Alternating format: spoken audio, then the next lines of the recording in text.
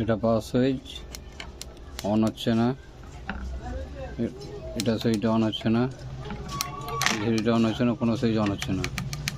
এর প্রবলেম আছে, switch problem. দেখুন এটা আছে, এটা সুইচ ডাইরেক্ট আছে, ডাইরেক্ট করে দিন এটা।